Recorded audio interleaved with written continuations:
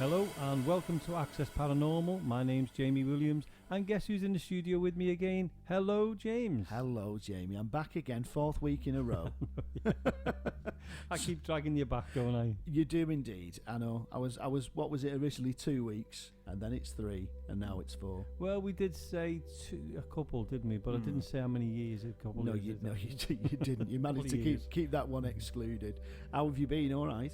I've been absolutely brilliant. I've been busy. You know, as you know, it's 10 years of the group, so I've just designed a magazine for us, and I'm just putting all that together, ready to go to print. Yeah. Well, I've been the same, really. Been busy with work, you know, kind of keeping busy with stuff, and also kind of getting the house sorted and everything like that. It's kind of just a life really, isn't it? You know? It's what happens when you get older. I know. Yeah, absolutely. Yeah. So, any news? Any gossip? No, none at all. Well, I had a look in that envelope what you gave me to send me somewhere. You know, you said to me and Marie. I did, yes. And yeah, we'll do it, but we didn't have a chance to do it this week because of the things. But we will do it next week for you. Great. And I know that it's the weather has been a little bit ropey this week, hasn't it, as well? And it is outdoors. Yeah, and so it's you don't want to be going out in the rain. It certainly don't. But yeah, we're going to do it, and you're going to come along, I think. Well, I'm going to come along, but I'm just going to record it. I'm not going to say anything. Just going to record. Well, that'll be a first. Yeah. I mean, I was going to say that you should go on your own. And I was going to originally send you to that creepy room that you don't like in Mill Street and just get you to go in there on your own. I know. Well, I knew it wouldn't. Yeah. So, so you're at the other location now. All I would have done then was just gone to another room and pretended. You know, I was reading a book the other day about myths, legends, and everything such as that. Yeah. And there was a really interesting story in it, and it was about. I think it's something we was discussing last week. It was about time slips. Oh, yeah. And am I right in saying you think you was going to say you experienced a time slip, and you did say you'd talk about it, but I'm pretty sure you never mentioned it. No, I said we'd use it in another show. You want me to ask about that now? Yeah, I want you to tell us about it. Okay, well, what happened was the previous house I was living in, when I first moved into there, I was sleeping in the back bedroom, and there was a building site behind us. We were building these, block of flats or townhouses, what you call them now, and one night I was lying in bed and I could hear all this noise, bang, bang, bang, and the clashing of them. And so I thought, what's going on? It's late at night. So I looked out the window. You know the way you peek out the window? So I had a little peek out the window and could see all these sparks going on, and the weather was awful anyway. I was saying, what are they doing at this time at night? So I actually did ring the police because I thought that place is being broken into. And there was a night watchman in there, and I thought, well, that's a bit strange. So anyway, I called the police and everything else. And I looked out the window and I saw the police coming in, so I thought, right, everything's fine, it's gone quiet now. So I went back to sleep. So the next morning I got up and I thought, I better go and see if, the lad's okay. So I had to walk, it's only 100 yards down the road, so I had to walk down and I called the lad over and said, are you alright? And he said, yeah, why? I said, I had to call the police last night, I thought the place was getting broken into. And he went, was you were calling? I said, yeah. I said, I could see all things going on, everything else. He went, Jamie, he said the police came. He said they had police dogs with them. He said they had big, massive torches. And he said I couldn't understand why they were there. So he said I opened the door, the gates for them, let them in. And he said they had a massive walk around all over the place, everything. Looked into the empty building. It's full now in here, but they had empty buildings. And he said I couldn't understand what they were saying. And he said they'd had a report of there's a break-in. And I said, well, there was sparks and everything. He said, Jamie, there was nothing here at all last night. He said, honestly, he said, it was lashing down with rain. He said, I was sitting in the Winnebago, and the next minute, I could hear the gates go, and I could see big lights and that. He said, and I came out in there with the police sitting there, standing there waiting for me. And he said, I didn't get it. He said, it's only now you've put lights on it, what you saw. And I said, honest, I've seen fellas walking around, and he said, and I thought they were pinching the tools out the container you had. And he said, Jamie, nothing's gone on, nothing at all. He said, there was just nothing in here last night at all. Wow.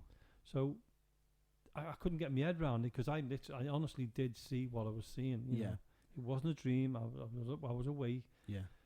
So I spoke to somebody I know called Tom Slemon. I knew at the time, Yeah.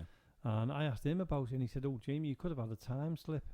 And I said, "Time slip? And but they happen everywhere. You think, come on." Yeah. And he said, no, what have you had to look at what was there beforehand? And I said, well, no, I haven't. He said, go and have a look back. And he said, I'm sure that you've probably had a time slip. When I look back, and as I'm a historian into heighting anyway, I love my history. And when I look back, Tushingham Bricks Works were there. Really? Yeah. On that actual on site? that actual part of it, yeah. And they had the other part as well. And one of the builders, when they were building, they actually found the template, what they used to make the bricks when they were digging it up. So they found these like wooden templates where they put the clay in, slide it across, and they made the bricks. So to bake the... Yeah, so it confirmed everything. So I turned around and said, I said to the lad who was there, I said, can you just check the building? Just check, because I could see what I thought was grinders. Yeah. But when you think about it, when you make bricks, there's a lot of sparks anyway, because they're doing the bricks and everything else. So that's what I assume was a time slip. Wow. And I still see it to this day. I can still as clearly see it today as I did then. And the people that you saw, could you see what they were wearing and things? No, it was just like silhouettes of them, if you get what I mean. You could see them working and doing things like that. Well, I thought they were breaking in, but they must have been working. And it's a very strange thing, because again, a couple of before that, same thing. I was lying in bed and I could hear absolutely clear steam train going along the railway line. Really? I was going, wow, a steam train. You could hear it, yeah. Really loud. So again, I looked out the window and you could hear it going past. You could hear it going in the distance, and you just heard it fade. And I thought, what's going on there? At the end of the road where I lived, there's an old railway line which goes to the old mines. Right. And they used to have and I didn't know. I mean, the railway lines have gone now, and it's all, it's just derelict parts. Yeah. And what I didn't know is the coal trains used to go down there, pick up the coal and come back out, and then go onto the main line in Huyton. Wow. And what would the colliery have been, that one? It would have been Cronton. Cronton Colliery, yeah. Absolutely. Yeah, of course, yeah. That's really interesting, isn't it? Yeah. So they're the two what I'd say were time slips. Yeah. I mean, I suppose it's kind of looking through almost a replay of something, isn't it? And it's something that has really fascinated me. Yeah. And I know, obviously, you mentioned Tom Sleben, and we've mentioned Tom a few times on the show, haven't we? Because Tom's wrote loads about time slips in Liverpool, particularly on Bold Street. The Bold Street ones are well known. Yeah, there's quite a lot there, isn't there? But I think sometimes people do go through time slips and don't realise it. Yeah. Do you understand what I mean? Sometimes I think there are time slips there. We've gone past them and when we've come back. Yeah. Without knowing we've done it. Do you get what I mean? Oh, absolutely. I mean, it's a bit like the old question, isn't it, of when you look at a crowd of people, is there a ghost amongst them that you wouldn't necessarily...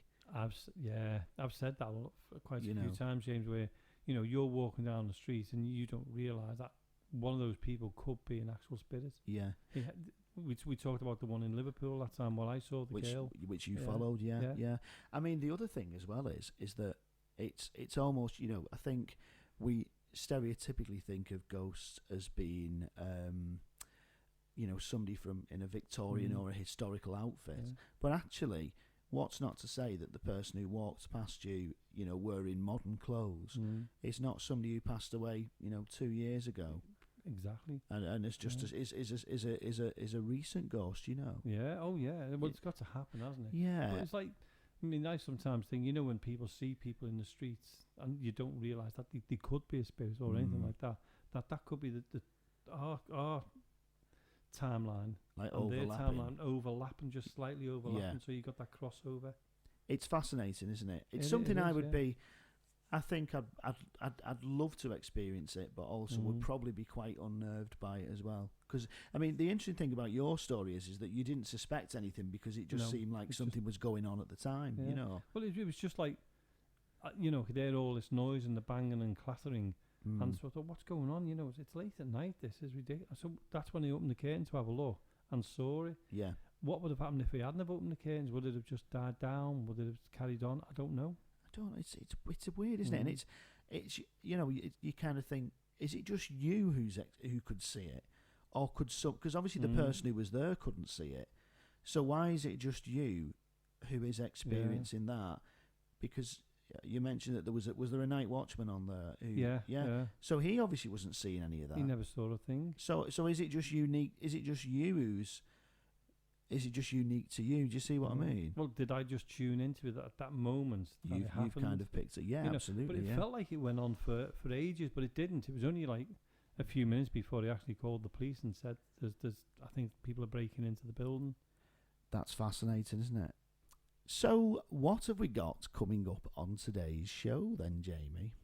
Well, James, we've got Stephen Holmes from Dragonfly Paranormal, and we've also got the interview you did with us as Ghost Quest for our 10 years celebration. 10 years celebration, which was absolutely fascinating, wasn't it? And we're looking forward to speaking to Stephen in a little bit, and also listening to the interview with the Ghost Quest guys. But first of all, we've got a very special guest joining us here in the studio, socially distanced, of course, as everything is these days. Now, we're actually going to be speaking to Stephen Thomas now, who is a yoga teacher, Reiki master, and although yoga isn't particularly, it's not something we would consider to be paranormal, it's certainly something that we were very interested in regards to looking at how energies work and the kind of crossover, and also just for Jamie and I to find a little bit more about it. So, welcome to the studio, Steve. Om Namah Shivaya. Om Namah Shivaya. So how are you? I'm great. And I've not seen you for a while with the lockdown, and I know obviously that's been a bit of a tough one for you with the yoga classes. So has things started to pick up now? Yeah, well, I did some classes on Facebook, and then I went on to the Zoom. And did you find you had a lot of attendees who were getting involved? Yeah, it's quite a few. Some of my regulars were starting to come back to the virtual classes. And obviously now I'm starting up again. So how is it you do the virtual classes? If somebody was listening and wanted to join in, what's it like doing yoga in a virtual environment? Well, all you do is we all have smartphones, so you download the Zoom Cloud app, okay, and then that's it. Right. You get in touch with me. I send you a link, and then you pay a bank transfer fee for the class, and then you're all in the class, but you wait. You don't. You have to wait till I invite you in. Of course, right? Yeah. That's great, and it's good. And it's good that people can still keep up with the kind of practice, really, isn't it? Yeah, it's very important for the students to practice. So we had a lot of the long-term regulars coming back, and the ones who really were just in and out yogis, they kind of. They're still hanging around waiting for a proper class, a live class in a building. Yeah. Now, before I met you, I have to say, I would have thought of yoga simply as just, people just exercising. And there's a lot more to it than that. So can you just kind of share with us how you first, what was it that first drew you into yoga? Well, I around 2006, after coming through a very serious illness, I needed to find myself. I think I was losing kind of everything, the whole plot. And then, from the very serious illness of the ME, which I had, which I never thought I'd kind of recover from, it led me into many holistic therapies, but nothing would work. Nothing at all, And then one day I walked into a gym, and luckily enough I met a real good yoga teacher. A traditional one, not a keep fit stretch teacher, who kind of led me into the yoga realms. And from then I had to evolve. So I practiced this so-called exercise thing, and I felt different. And from that point, I needed to know more. So I did the yoga psychology, TTC, teacher training course, which was intense, full months living in the ashram. And where was the ashram? It was in the mountains in Austria. Oh, that sounds lovely, doesn't it? in Riet, near Kitzbühel, near there. Yeah. Wow, that was like mind-bending. Yeah. It was difficult, very challenging. So up at 4:30 in the morning, bed at 10, non-stop for a whole month. 4 hours of what you call exercises. This was included. 2 hours in the morning, 2 in the afternoon. So let me get this straight. So you get up. What time do you get up? Around about 4:30 in the morning. What time do you go to bed? 10. Right. Not much sleep. And you're doing yoga all that time in between 4 and 10. You're doing the physical side. Yeah. You do like 5-mile walks, meditation walks. We do lectures. Yeah. Anatomy, physiology, psychology. Yeah. Yeah, and we do Sanskrit, which is the ancient language of yoga. So we learn this. But going beyond the first teacher training, I did other therapies as well, massage, Swedish, deep tissue, Reiki, reflexology. So I've done a lot of things, but the yoga tops it off. It brings everything into perspective. So from the TTC, teacher training, living there with these masters of the world, it was fantastic. I kind of they give me this spark, which they do on the third eye, the Ajna chakra, and it opens channels in the mind, right? So you can bring all of the knowledge and wisdom in. I didn't know this at the time, but you can see where I've evolved from, and you can kind of tune into that. You really pick up vibration from things. Yeah. So obviously, from a perspective of us as people who, are doing paranormal investigations, one of the big things that we do is to work with energy, and a spirit is in essence a form of energy. It's a different form of energy to you and I. So a lot of the activity that we apparently get is energy based stuff. So just kind of picking up on that, what's your kind? You obviously a lot of the work you do is about energy, but you call it prana, don't you? Am I correct? Yeah, it's prana, but the energy what we're looking at in yoga is a potential energy called kundalini, and this resides at the base of the spine. So what does kundalini mean?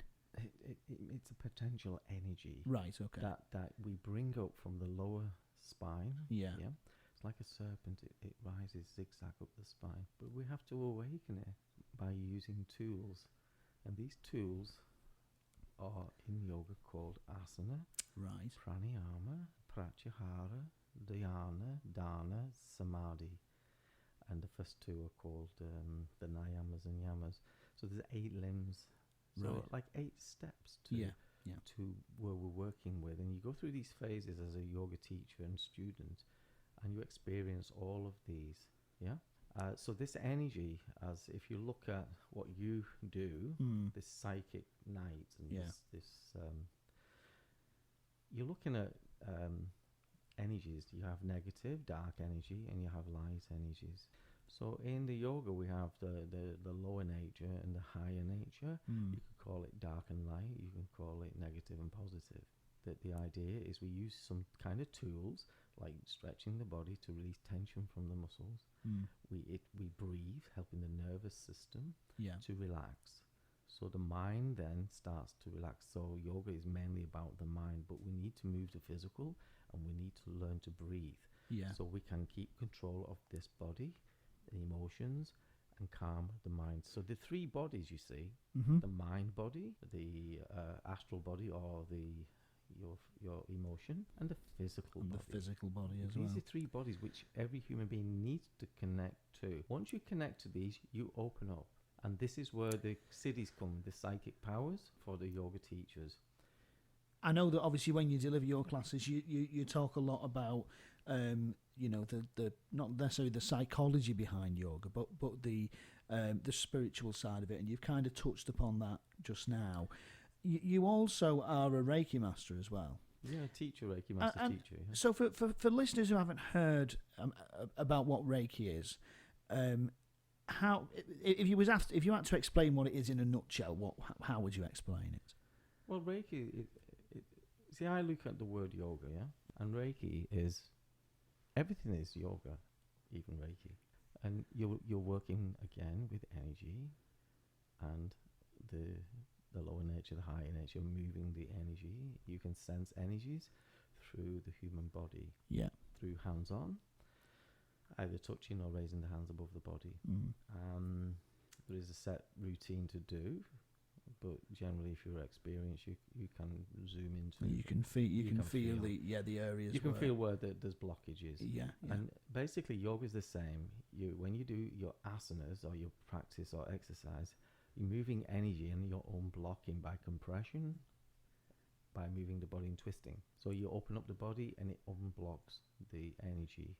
so you feel good after and feel healthy and well. But the same can be done in the Reiki. It's a very similar principle. All of these holistic therapies work on the yoga principles. I mean, it's fascinating, really, because I know I've had Reiki before, and it is, we was having a little discussion earlier off myself, you and Jamie, that whether I always say to people, if you believe in Reiki or you don't believe in Reiki, I still think that no matter what, everyone who has the treatment feels relaxed and feels better after they've had it. So whether you believe in it or not, you're still feeling better, aren't you? This is the same in yoga practice. Whatever you do, if you have a massage, you feel good after. You do Reiki, you feel good after. You do a yoga class, you feel good after. You do meditation, you feel good after. Exactly, yeah. That's why it's called holistic. It means whole body. But with yoga, it's the pinnacle of all holistic therapies, because you have to do it yourself. You can't lie around and let someone do it. Go up and make the effort for it. Absolutely, yeah. You work, yeah. Yeah. You work, yeah. So if there's somebody listening now who's thought, you know what, I can't do yoga because, I've got a bad back, or I don't think I think I can't get down to do the postures, or I'm just not confident in doing it. What would you say to them? What would your advice be? You need a good teacher. You need someone who can lift them mentally. And then give them something like so they can try something. And I guess like doing chair yoga, something like this. When one of my courses was called Accessible Yoga, which dealt with people who had no limbs, who were suffering with cancer and things like this. So we learned a lot about people with disability. And so I can teach people with disability, and I have done. So you'd put somebody in a chair if this is, say, they was feeling not so good, and then there was a bit not confident. You could go and maybe do a one-on-one with them and bring that confidence up, and then eventually introduce them into the class. Because I think and I've done yoga before. You wouldn't believe that. Jamie's just listening to this interview. He's just sat next to me now, and I've just said I've done yoga, and he's given me a look as if to say, "Oh, I bet you have." You haven't done yoga, but I have. And I think I have to say that one of the things that I was quite nervous about it at first, because I was a little bit like not confident about, because I thought, it's just going to be really, really healthy, really healthy and kind of like body fit people doing stretches. And it wasn't. It was just not what I expected. And I find it difficult to come now due to work commitments. But every time I've been, it's something I've really enjoyed, There's people up to from 18 to 80. And, I've done like some younger people, and they struggle. Yeah. And to do and I've got somebody of 75, and she's up on her head doing a headstand, and the kids can't do it. So it's not about it's about that. We all have different levels. And so I've got to ask you. Obviously, it's been great talking about your life really, which your full-time job is yoga and holistic therapies. Obviously, it's Access Paranormal. Have you ever had any ghostly experiences you want to share with us? Any strange paranormal things or anything like that? Maybe. Well, go on, tell us. You can't. You've got to tell us now. Well, once I lost my pet Rosie it was many years ago, about 20 years ago. Yeah. And I was lying in bed, and I was just looking up at the ceiling, and I seen a black circle, and I thought, is it a leak? I can't believe, and because it was before I was going to sleep, so I was aware. I was really aware. Yeah. It's not something you wake up and you could be. And it was just like a kind of black shape on the roof. Black shape on the ceiling, and then suddenly it shrunk to a very fine point and just went. And it was gone. Yeah, that made me think. There is something, because we loved the pet, and we presumed it was the pet leaving to the astral world. It's an odd thing, isn't it? Just to see, and the fact that you and your wife saw it as well. Yeah. Anything else you want to? Any other spooky experiences? Or is it just looking in the mirror every day? Yeah, just looking in the mirror every day. We like having a laugh. Well, Steve, thank you for coming join us today to talk about this. It's absolutely fascinating. Now, Steve does offer, obviously, things at the minute, like everything with coronavirus, everything is disrupted. But normally, Steve does offer a whole range of holistic therapies. It includes Reiki, Indian head massage, Swedish body massage. He also offers one-to-one yoga practice and tuition, and also leads his group yoga classes as well. And corporate work. So you've got a good plug for yourself here now. Yeah. So Steve, if people want to find out more about yourself, what's the best way for them to get in touch? Facebook's quite good. Messenger, Facebook. So what if I wanted to find out about yoga, Steve? Search for Stephen Thomas. Then put a like, and then you can talk to me, and I can give you all the questions and answers you need. So if you're on Facebook, it's Stephen Thomas. That's Stephen with a PH. Thomas. Yeah. You can type in Yoga Steve, and you might find me. There's two Yoga Steve. That's my business page, and then there's my personal Stephen Thomas. Yeah, and also really quick way to do it is Google search Yoga Steve St Helens, and you come up with my website. www.yogasteve.co.uk. Dead easy. Yeah. There you go. You see www. I'm at the top as well. Yeah. So that's www.yogasteve.co.uk. Steve, thank you so much for joining us tonight. It's been an absolute pleasure. Thank you very much. Yeah, thanks for that, Steve. I really enjoyed it. Didn't know there was so much about yoga, with the spiritual side of it. I always thought there was just the ones where you end up twisted into knots. It's really interesting, isn't it? And thanks, Steve, for joining us. There's so much to learn about it, isn't there? I couldn't believe how much there was to learn about it. Like I said before, I just thought yoga was where you twisted your body into parts where you didn't know you could twist them. Is it something that you'd consider taking up? What the war where you twist your body into? Well, not necessarily that. Or the mental side of it. Steve's laughing at us here about that. Sorry, Steve. No, what I mean to say is that, in terms of kind of, thinking about energies and relaxation and stuff, it's quite a key thing, isn't it? Well, after listening to Steve and what he was saying and that, it looks, it's something that I'd love to have a go at. Yeah. Maybe we should try it one night. Maybe we should do it live on air. Do a film. You just want to? What do you want to hear me going? Oh God! It's probably best.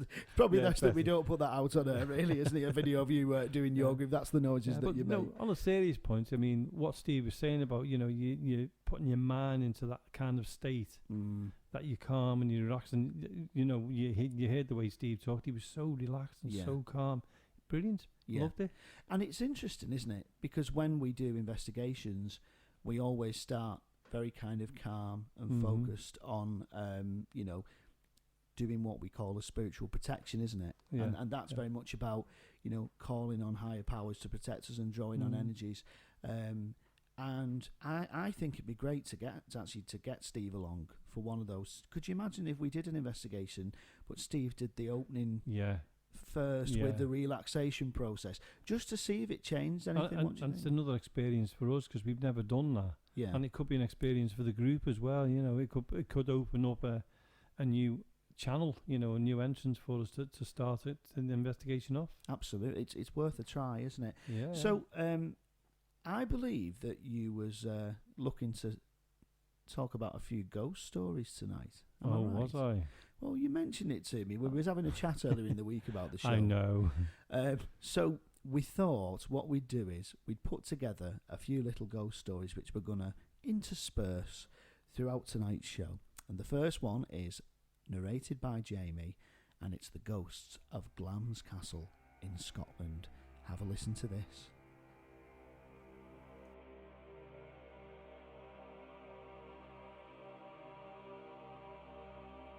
Glams Castle in Scotland is regarded as one of the most paranormal active castles in the UK.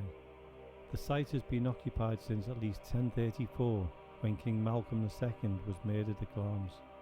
At this time it was a royal hunting lodge. The Shakespeare character Macbeth lived at Glams Castle, though the historical King Macbeth had no connection. The current building dates from the 17th century and is a fine example of traditional Scottish tower house. But behind the soaring towers and the pretty facade, there lies a history of ghostly goings-on. A grey lady has been seen at the castle. It is believed she may be the ghost of Janet Douglas, daughter of the Master of Angus, who was burned at the stake for witchcraft in 1537. The spectre of an old woman has been seen in the courtyard, and the frightening apparition of a man in full armour has been seen stalking the bedrooms in the dead of night. It is believed that he may be the ghost of a former earl who lost his soul to the devil. The most famous story associated with the castle is the monster of Glams. The story goes that a child was born who was so deformed he was hidden away in a secret room in the castle. The only people to know of his existence were said to be the earl, his heir, and the estate manager. The monster of Glams became a well-known myth, but the owners of the castle, the Bowes Lion family, had said there is no truth in it. Glams Castle is a wonderful place, a well worth visit, but just remember to be careful though. You never know who may be watching you from the shadows. Well, I tell you what, that was a bit creepy, wasn't it? Certainly was. What a fascinating location Glams Castle is. Yeah, wouldn't you love to go and do a ghost hunt there?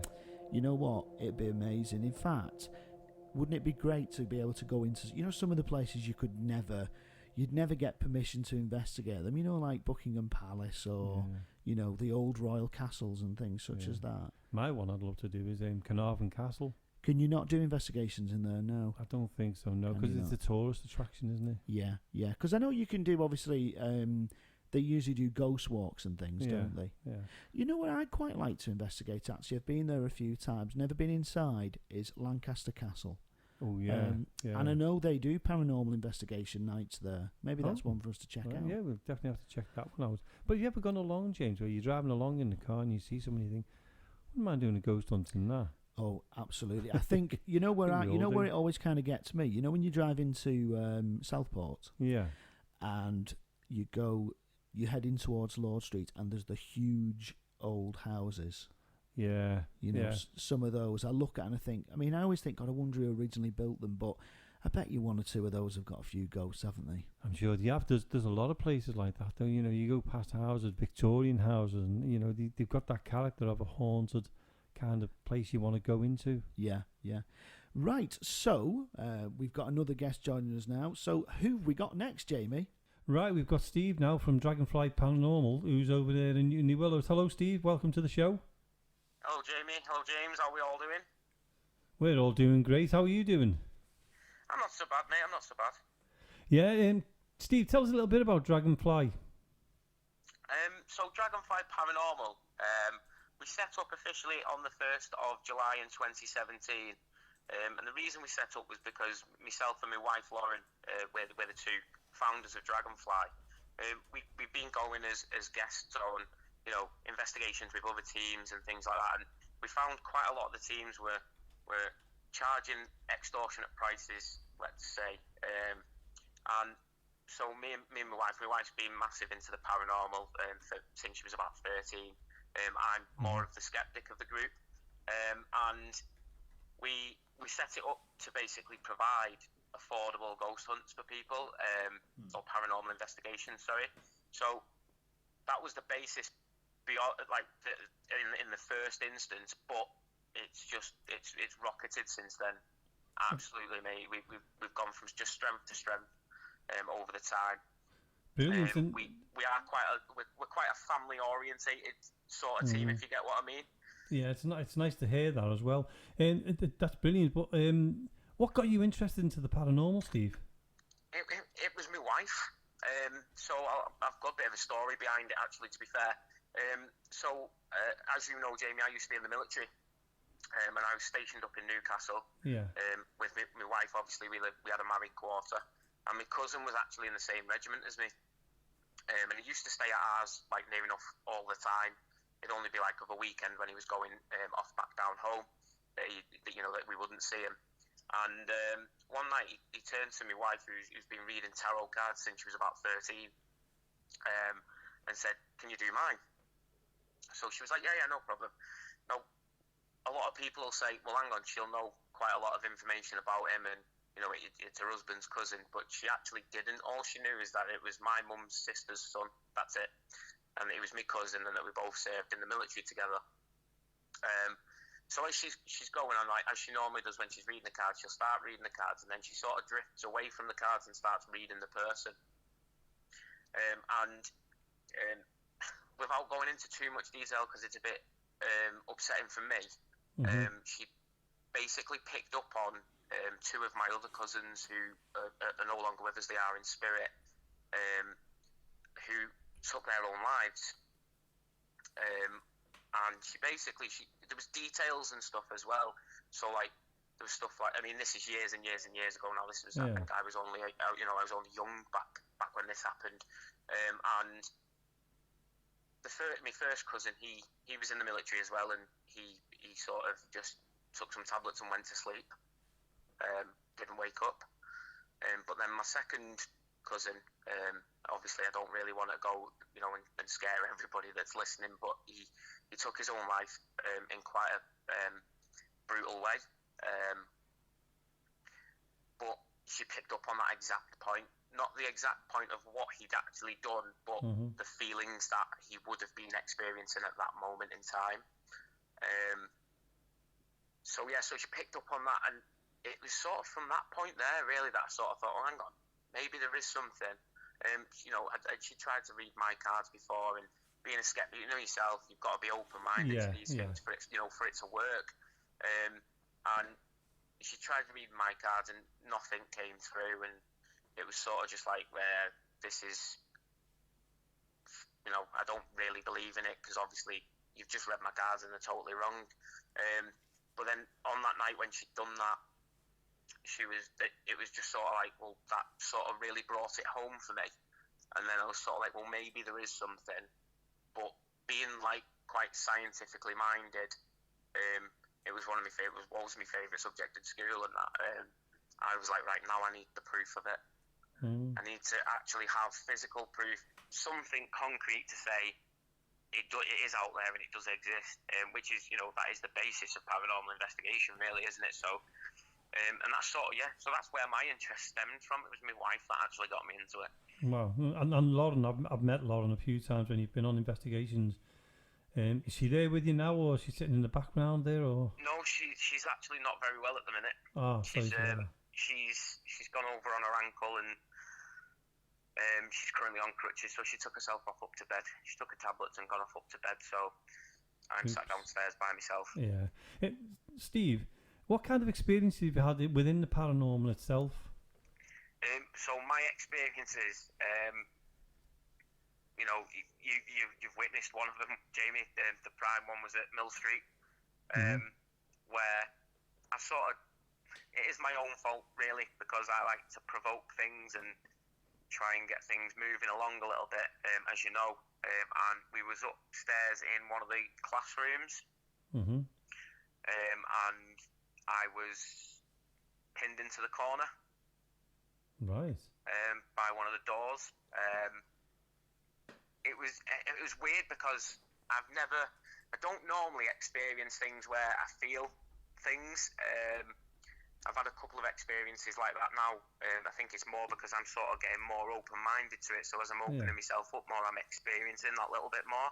And that one for me was probably one of my best ones. Yeah. My other one that I had at Mill Street, was quite a personal one. Again, I can't go into the details because it isn't all that long ago that the actual person passed onto spirit. But basically, I managed to get in touch with somebody that I served with, which was again at Mill Street, and that was the first ever time I visited Mill Street, and that was through the Obelisk device. Yeah. So that was pretty interesting. On our last investigation, which was at Northwich Plaza, I know you've been there, Jamie, haven't you? Fantastic place. It is an absolutely awesome place. Now, every time we go, one of our team members gets sort of taken over a little bit.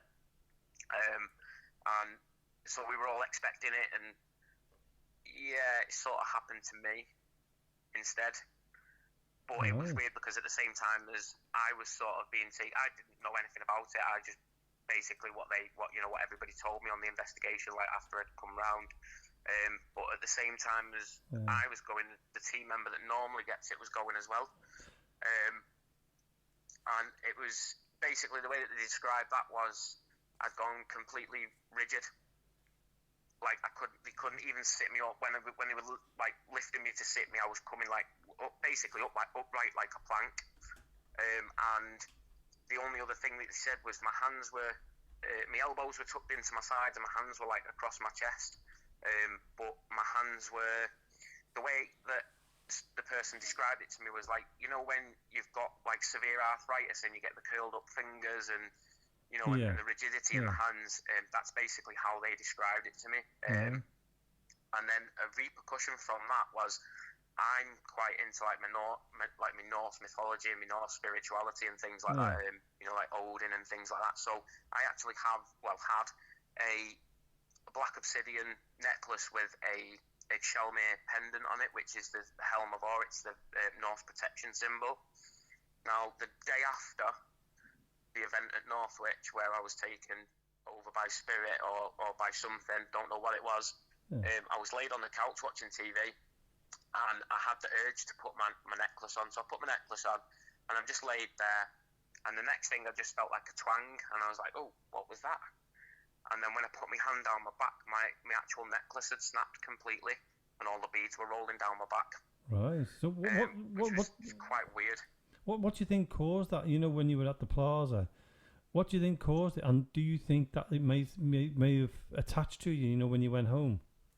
I don't know because, like I say, I don't remember anything about it, and we've had similar reports as well on other investigations. I've actually got video footage of Lauren, where Lauren had actually been taken over by this spirit. Now, all I can say is it's not happened to me, because obviously then I'm witnessing it, is you've met Frida as well, I think, from our team. Yeah. And she's the one that normally gets taken over. It never normally happens to anybody else, and it's always weird. You know the upper balcony? Yeah. It's always when we go up onto the upper balcony, Frida will always sit in the exact same chair, and it always happens without fail. Right. And basically, when it happened to her, not on the last investigation we did there, the time we went before, I was literally like in her face with a camera, like, come on, you know, speak to me, tell me who you are. And all we got was like, it wasn't Frida's voice coming out of Frida's mouth, but it said Frida. And then, like, obviously I then turned around, challenged it and said, I know you're not Frida. I know Frida, you're not Frida. And then all I got was like a really low guttural growl that came out of Frida's mouth, which obviously was quite scary for quite a lot of us, and it took Chelsea to actually bring Frida around, so we think it's got to be something negative, because of the way it reacts to challenges, when you're trying to interact with it, it doesn't want to, and the growls, and it has like a little bit of a maniacal laugh as well sometimes at you. Right. That's normally the indicator that Frida's gone under is the maniacal laughter, because we'll still all be calling out and trying to get activity to happen, and the next thing you'll hear a maniacal laugh come from Frida, and you know, oh, hang on, it is happening, but it's happening to Frida. So we definitely think it's negative. We've not managed to get an intelligent response from it other than the laugh and the growl. And do you think, Steve, whatever this entity is, does it go with you to different locations, or is it just once, you know, that certain location? I honestly believe it is at Northwich. See, I've got a bit of an added benefit with Northwich, is that my family all come from Winsford, Crewe, Northwich, all them sort of areas. So I've actually got a cousin that lives in Northwich, and I said to her, look, I need you to do me a favour. I don't have access to it because I can't get in, but you know, I can't get up to Northwich Library. I want to find out if anything's ever happened where the Northwich Plaza sits. Right. And there is quite a brutal story behind it. Don't want to go into too much detail because I know you do investigations there, and I don't want to influence that. Yeah, I know that's Jamie, but there has been something really brutal that's happened there. We've started, because we've done it quite a few times now, it's one of our favourite places to go. We started sort of getting the spirit of the victim coming through as well. We've got a name, like clear as day, coming through on our portal device. Is that EVP? No, so basically, you know, have you seen the Portal app? Yeah. Yeah, So what we generally tend to do is, because of the noise contamination from Northwich Town Centre, we try to sort of lean away from the EVP recordings, because you just get too. I mean, you've seen my EVP recorder; it picks up a sparrow's fart from 3 miles away. Yeah, it's very sensitive. So, yeah, it is extremely sensitive. So we sort of lean away from doing that and just go off what the guests experience and basically use the guests as our verification that what we're saying has actually happened. And we use the portal device, and what it does is it plays reversed audio clips. Mm-hmm. And when you're obviously when you're doing your calling out, you're waiting for anything that comes through forwards. Yeah. We've had some pretty good results with it. Like I say, we've had the lady's name who was the victim of this brutal crime at Northwich has actually come through and spoken to us. And so I sort of think, but then it all goes quiet again. Right. And what we're sort of thinking is that whatever this presence is that we've encountered on the upper balcony is sort of stemming back the rest of the spirits to try that want to communicate with us, because you can guarantee 1:30, 2 o'clock ish it goes quiet. I'm not going to use the D word because it is a horrible pun, but it just goes extremely quiet. Yeah. And it is like you something's stopping it, something's holding it back, because you will get every now and then you'll get something happening.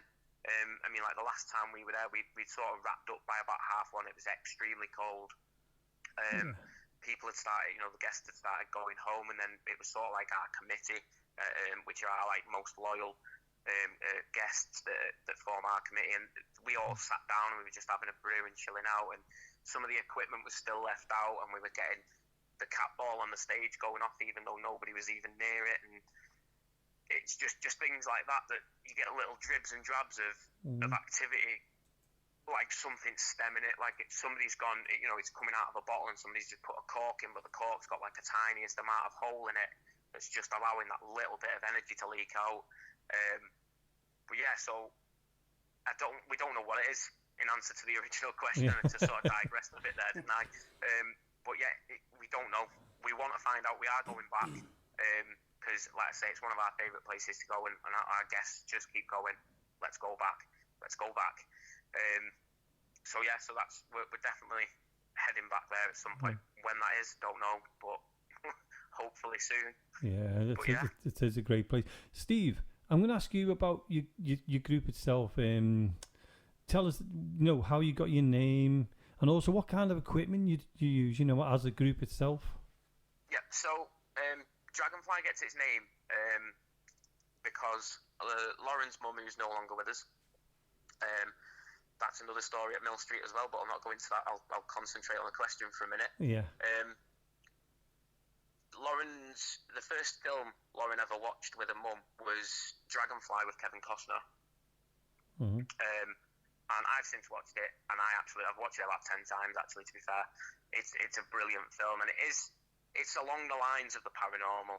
It's sort of communication, like, through others after passing. I don't know whether you've ever seen it. It's absolutely amazing film. Highly recommend if you haven't watched it, watch it. Yeah, I'll have to watch that. So basically, Lauren's sort of totem animal is a dragonfly. So when we decided to set the group up, I was like, do you know what? I've got the perfect name. And she was like, what? And the minute I said it, she was like, that's it. So we've stuck with it, and we've been with that now since 2017.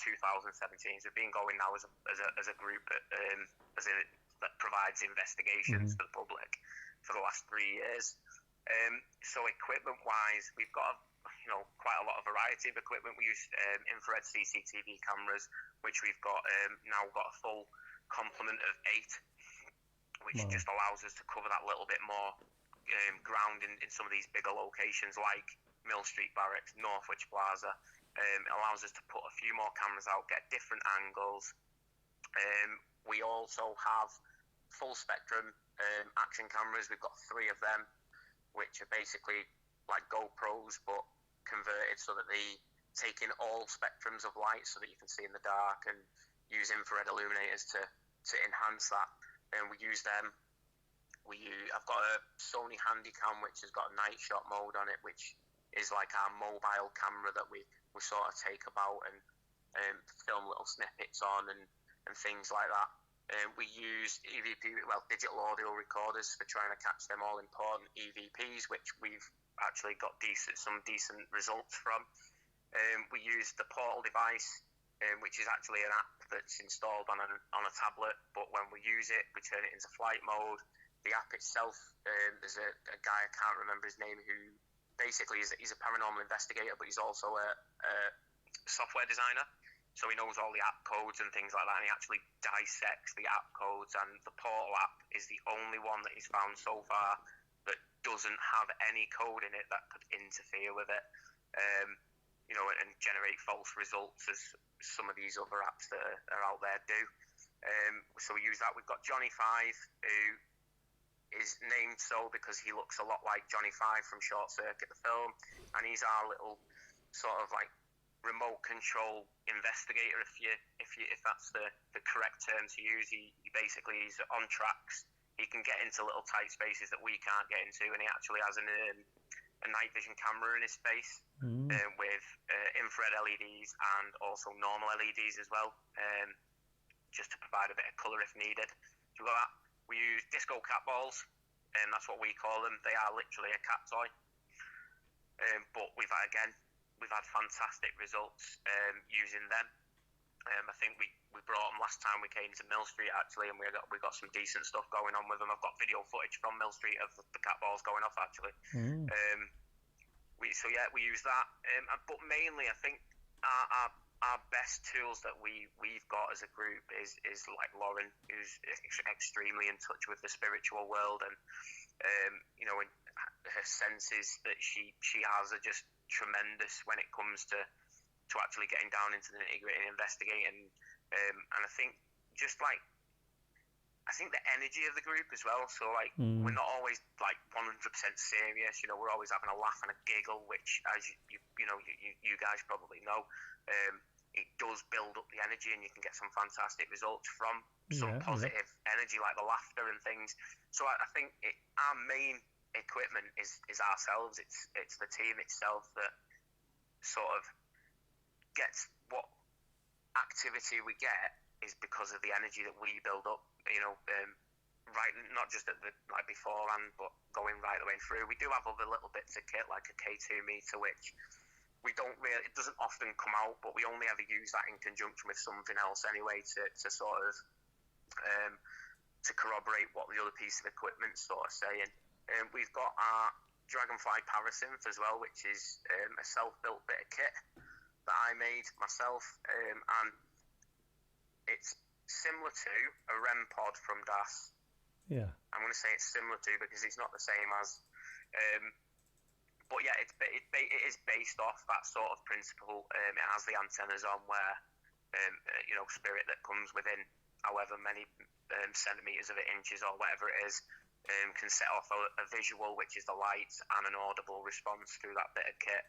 Yeah. I'm currently working on other bits of kit as well, like hot and cold spot detectors, and I'm building a spirit box out of an old looking radio, so it's basically going to be sort of like a trigger object sort of thing. We do have trigger objects like toys, like kids' toys and things like that. We have a infrared alarm, which basically is like your house alarm. It's got the sensor that lights up red when something moves past it, but that sets off a really loud alarm. We've got that. I prefer to stick to sort of like minimalistic sort of stuff. Camera to record it, digital audio recorder, notepad and pen, and myself basically. But we do have a whole range of equipment, but we've got that because we take guests with us. If it was just the team, I think it'd be a lot more like drawn down and not as much kit. It'd be more simplistic. It's so that the guests can experience using some of the kit, and so we're not having to literally. I don't have enough pockets to carry it all. If I had enough pockets to carry it all, I'd be weighed down to the floor anyway. I think you've got more equipment than NASA. Yeah, I'd probably need a spacesuit, mate, to be perfectly honest, the amount of stuff I'd have to carry. I think that's the only thing you've got missing from your equipment. Steve, when people come with you and they want to book with you, when they get there and you're on the location, how do you do your investigations? Do you do seances? Do you just split into groups and you have like a technical group? Do you have a group with a medium in it? How do you go about? Tell us a little bit about what you do on an investigation. So obviously, when we get there, we're normally there before the guests, so I'll set the cameras up and all that sort of stuff. I'll get all the tech ready, and the bits of equipment will be laid out on the table, and it'll be explained once the guest arrives what it is. But obviously, the first thing that we do is obviously we greet the guests, and then it'll be a case of safety briefs, whether that's given by a member of staff from the venue or ourselves. 9 times out of 10, it's normally me doing it, just to brief up on safety things. We are working in the dark. Make sure you're walking around with your torch on at all times, all that sort of stuff. Yeah. And then what we do is, I don't really take part in it because I don't think it helps me. I have my own way of doing it. Lauren conducts an opening circle, where basically everybody just closes their eyes, to ground them and to protect them throughout the night in case they do encounter something negative. So then we'll do that, and then usually what we'll do is we'll stay in a large group to begin with and do like seances, sit around a table, try and bring something forward with. There'll still be bits of kit like your audio recorders, the cameras will be on, and we'll do that to begin with. And then once the energy's sort of built up a bit and we're getting activity, we'll normally have a little bit of a break because it is tiring, as you know yourself. Yeah. We'll have a little bit of a break, get a brew in, get some food in if need be, and then generally speaking, whilst that break's going on, we'll do free time where the guests can pick one of our team members to go off with, and investigate a certain area that they fancy, or they've had a bit of activity and they want more they want to find out more in that particular area. So we'll do that, and then once the break's finished, we then split into smaller groups. And like you say, we'll have the group where usually me and Lauren don't work together. We'll normally separate out. So Lauren will take one team, I'll take another team away. And basically I'll do all the tech side of things, because that's my role. And Lauren will do the sort of spiritual side. Granted, she does normally take some cat balls with her because she really enjoys the cat balls and the activity that they get from it. But other than that, the main tech would be with me. So like the parasynth, them sorts of things would be with me. And we'll go, I call it going scientific. We'll go full on scientific head, like a proper experiment. I have got some ideas, but I've got to make sure my guests like that, because the members of the public are actually comfortable with it. I'm going to do some sensory deprivation stuff in the future, because I think it'd be really interesting to see the results of that, to see what because I've got ear defenders and things like that in my house, so just something different, a different perspective on it. Sitting somebody in a dark room with a camera on them, a set of ear defenders on, and just see if they pick anything up, because they say that obviously when you lose one of your senses, your other senses get heightened. So as you know, working in the dark, your hearing it ramps up like tenfold, and when I'm in the dark, I'm hearing things that oh God, you literally do hear everything. So that's sort of like going forward. I've got a few ideas of how I want to progress through that, and then normally after we've done the split down, we'll have another short break, have a cigarette break, that sort of thing, and then we'll all rejoin and we'll do like a final seance or vigil in the area that we feel as in the whole group, not just the team members, as the whole group feel that we've had the best activity, and we'll go back to that area as a big group, and we'll all try and do that area. It's just something that we found works. We're very organised when it comes to it, because quite often guests disappear and like to go and do their own thing while you're trying to run a session, and it's just not good. So we have a document, and it's basically a timeline, and we sort of, this is where you need to be at this time, and just like basically like a not like a rota, but a schedule. Yeah, and we try our best to stick to that schedule, just because it brings order to it, and we've found that when we've done it, everybody gets more out of it. We did it last time we went to Northwich, and everybody got more out of it.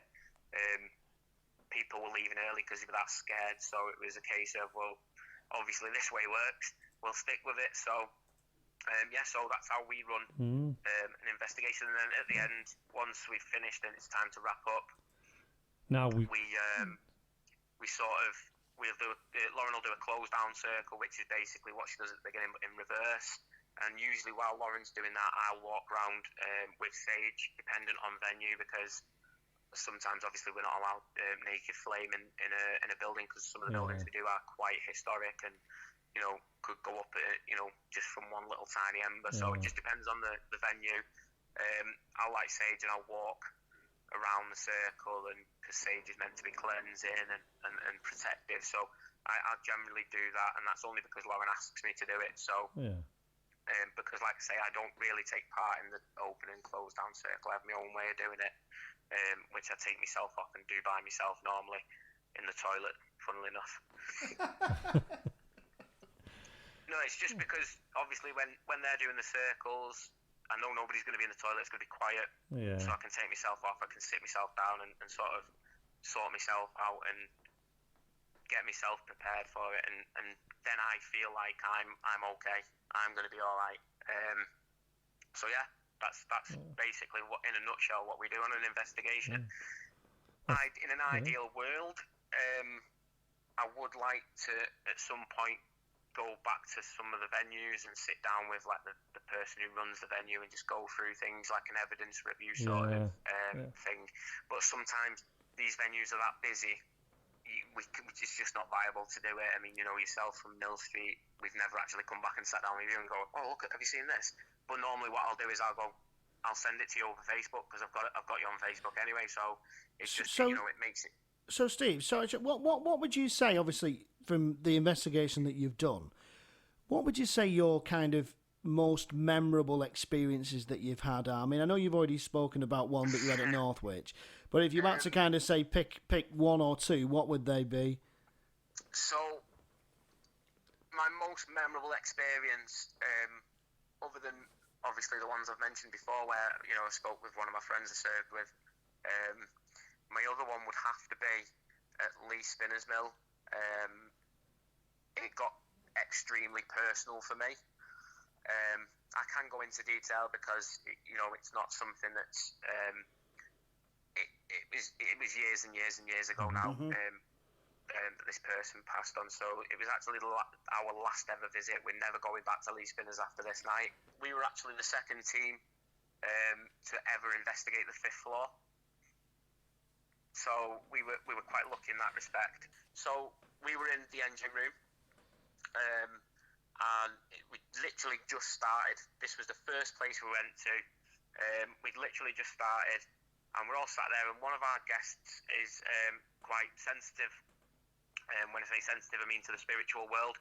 And she was stood next to me. I was sat down on a chair.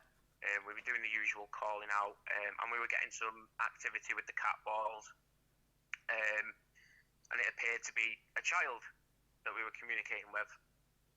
Not strange in Lee Spinner's, to be perfectly honest. We've communicated with quite a few children in there, but on this occasion, this is like the most memorable one for me. Has got to be because I'm sat there next to this lady, and she leans down to me and she says, "Steve," she says, "do me a favour." I went, "What?" She goes, "Ask if it's Tim."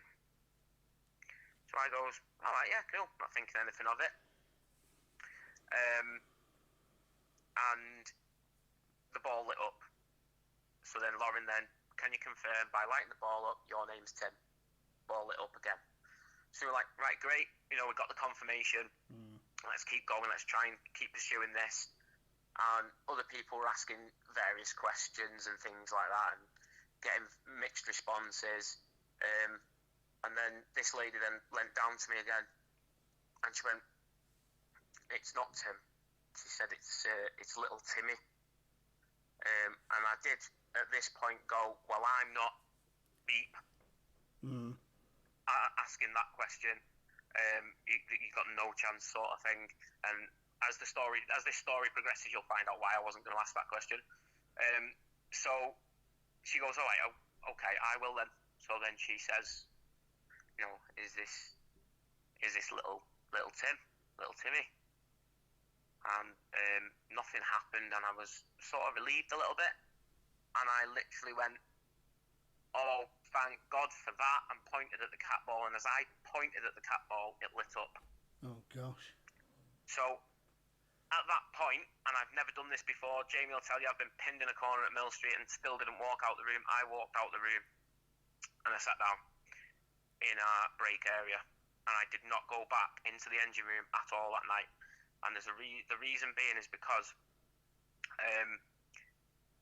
in the room at the time, there would have only been at minimum 2 people, but at maximum 3 people that would have known what I'm about to tell you at that point in time.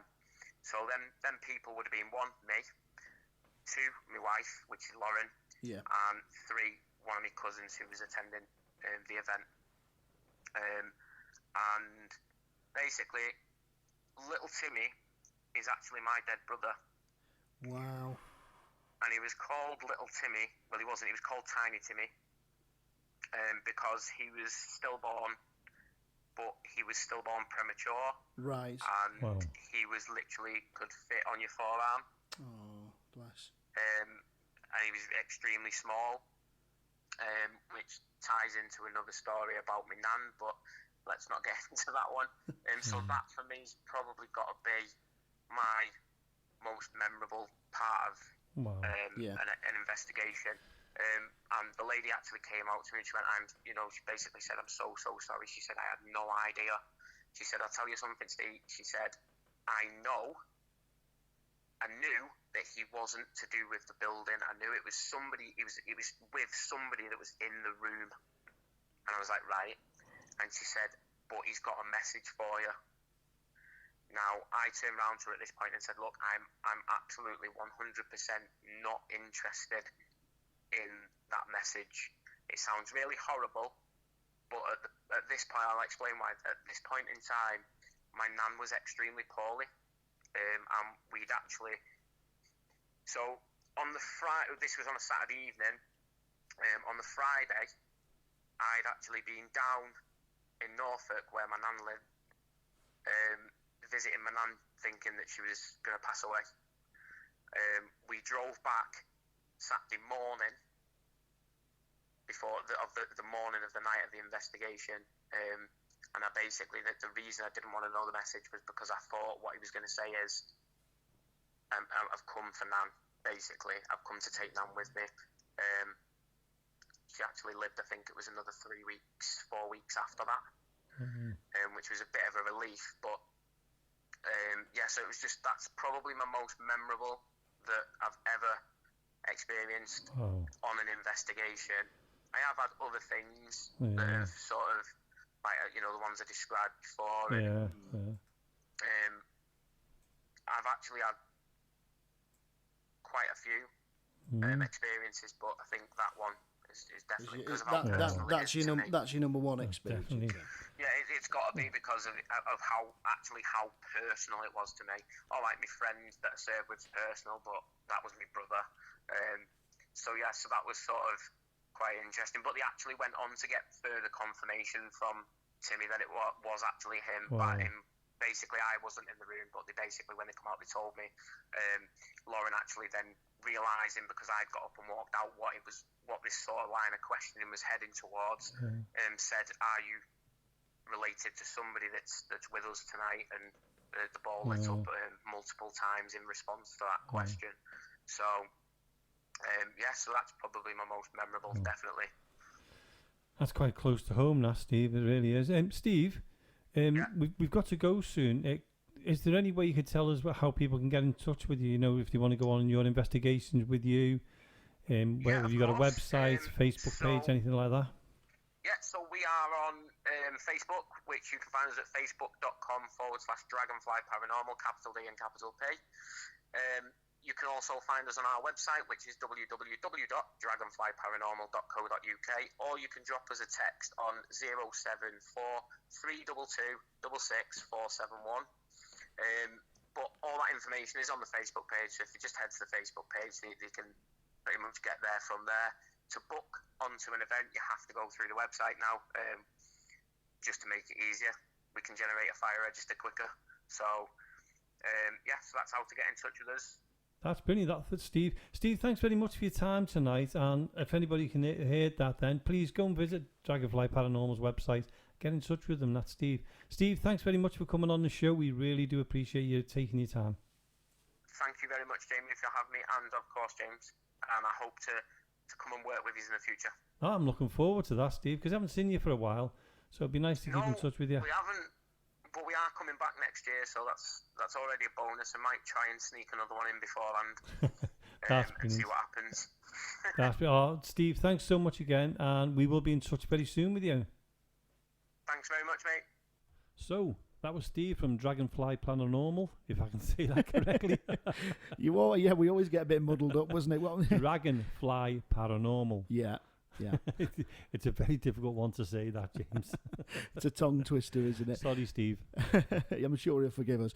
But isn't it fascinating to listen to how other teams work, and just learning about how they approach investigations? It is, and Steve gave quite a good description in how his group actually works, and the way they work is they have like a kind of a format, and some groups just go in it, and we've done it ourselves where we've just gone and thought, well, let's just do it this way this time. Yeah. But yeah, I like the way different groups work, and I enjoy watching them as well. To see how they go through the night. I think it's a learning process as well, isn't it? Of course. Because I know we can.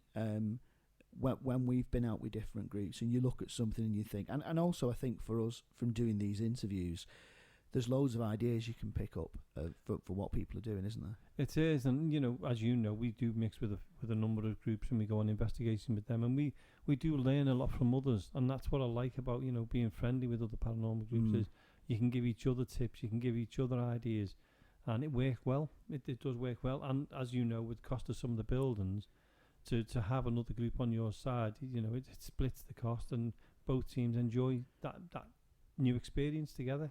Absolutely. So we mentioned a little bit earlier, didn't we, that we were going to do a few ghost stories. The second one is my ghost story now, and these are the ghosts of Derby Jail. Nice.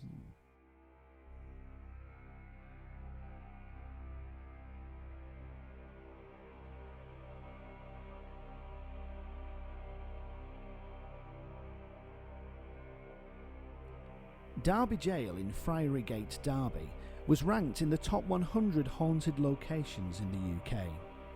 First opening in 1756, it has a history of imprisonment and execution and was a holding pen for the courts and gallows of the city. 58 hangings were carried out at the jail between 1756 and 1825. Today, the jail is a museum and is very popular with paranormal investigators. Doors have been said to close by themselves. The spirits of long-dead prisoners have been witnessed, including the spectres of 2 dead men hanging from a beam inside a cell. Cold spots, feelings of sickness and oppression, and other strange occurrences have all been reported, along with the large spectral figure said to be a former jailer. The question is, of course, would you be brave enough to spend the night locked inside Derby Jail?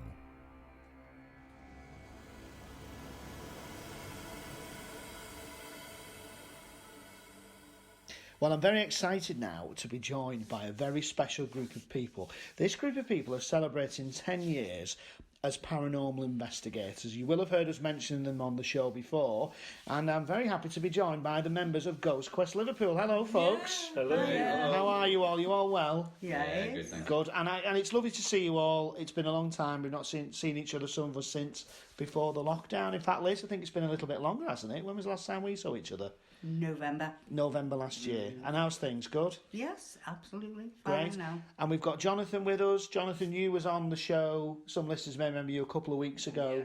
where we did a little interview with you. We've of course got Jamie Williams, who's on the other being interviewed tonight on the other side of the table. We've got John Dagger. Hi, John. Hiya. John's very quiet. We've got Jane Basnett. Hello. And we've also got Marie Spriggs as well. So, folks, what we wanted to do is obviously some of you have been involved with Ghost Quest since the very beginning. Other people, such as myself and John, have been a little bit newer members. And I thought it'd be really interesting for the listeners to kind of find out about some of the experiences you've had, some memorable locations, and what your overall thoughts are on the paranormal. So I'm going to start off with Liz. So Liz, tell us about what was it that got you interested in the paranormal? Because I used to see things from a young age, and then I was told to develop and use it and so on and so forth, and that's what I've done. So what can you remember as your first, if you think back, your first experience of seeing a spirit person or a paranormal experience? The very first one was when I was little, and it was me nan, and she walked through the doors, and I was playing dolls. Yeah. And she just walked through, and I just, death and dying didn't mean anything then to me. And she just talking away to her, "You being a good girl." I stood, "Nan, your leg's better," because she had a wooden leg. Oh, right. But her leg she had a normal leg. Yeah. And then she walked out the living room, and she goes up the stairs, and she says, "Now you be a good girl for your mum." Yeah. I said, "Okay." Anyway, I said to Mum, "Oh, Nan's just gone upstairs." "Oh, don't you be saying things like that." I said, "But she has, and her leg's better now." Yeah. But I was told. And you wasn't scared at that point? No, You didn't find it not scary or anything? I suppose when you're and it's something we've discussed, isn't it, Jamie, about when people become interested in the paranormal, is that I think a lot of young people have experiences, but because they just don't think of it as being a ghost, which is obviously a similar situation to that. Similar. So when would you say you first started to kind of really develop your kind of interest in it and experience in the paranormal? Well, there was odds and sods, as you go through teenage years and 20s and things in your 30s.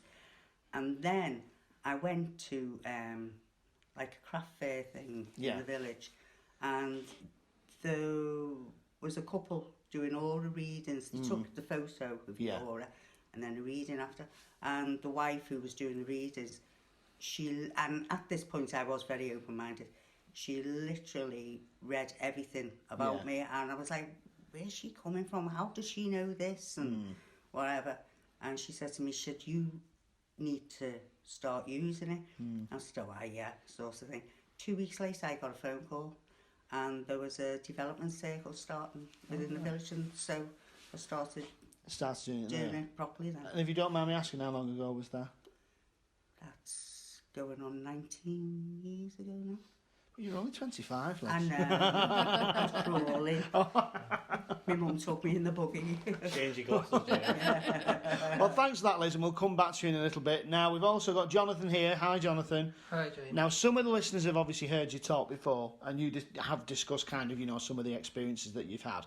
But just for those who haven't met you, what is it for you that got you interested in the world of the paranormal? I was always interested in things like that. I followed Most Haunted on TV. I went to a couple of their live shows. Yeah. And then just started on the internet looking at paranormal things.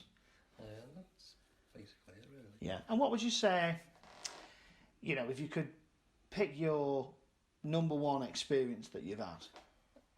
I know it might be a difficult question off the cuff, but what would you say? If you think, or maybe one of your top experiences, what would that be? One of the best ones was at a location in Liverpool. It was when we'd actually finished the night. Jamie will remember this, and Jamie will remember. Yeah. And Liz. And we'd actually finished for the night.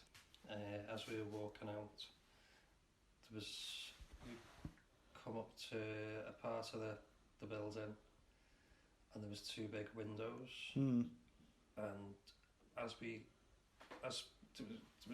there was about two groups of us, about 30 people, maybe, or 20, 30 people.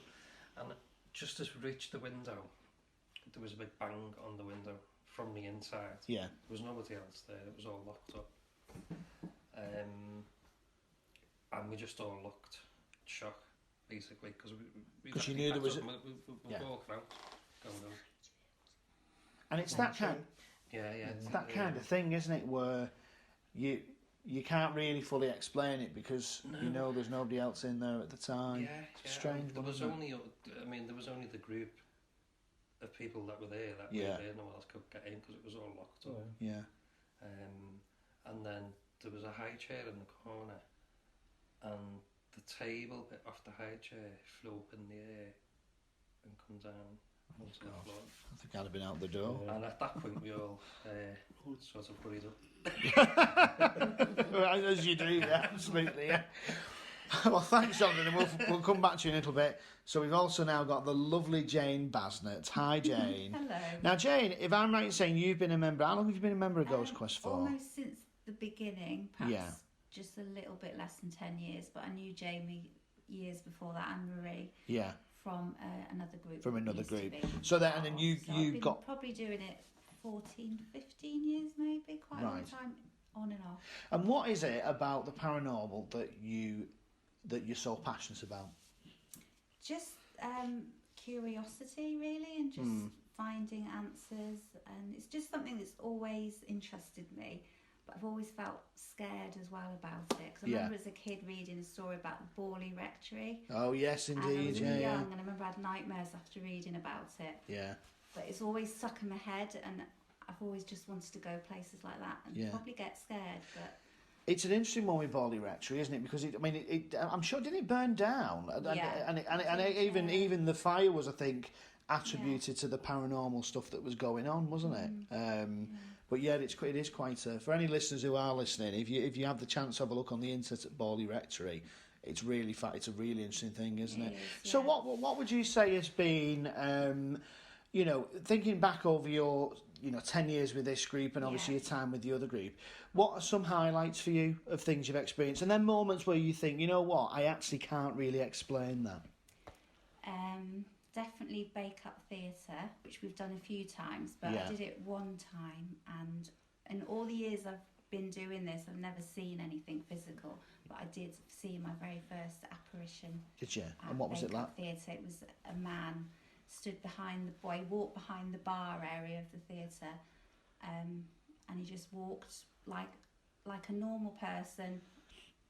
I froze on the spot, didn't know what to do, and he just disappeared. And when I looked behind the bar, it was just a wall. And then the person that was running the theatre that night, he said, "Oh yeah, that's the old manager. He gets seen quite a lot." And was you terrified at that, or was you? I just froze.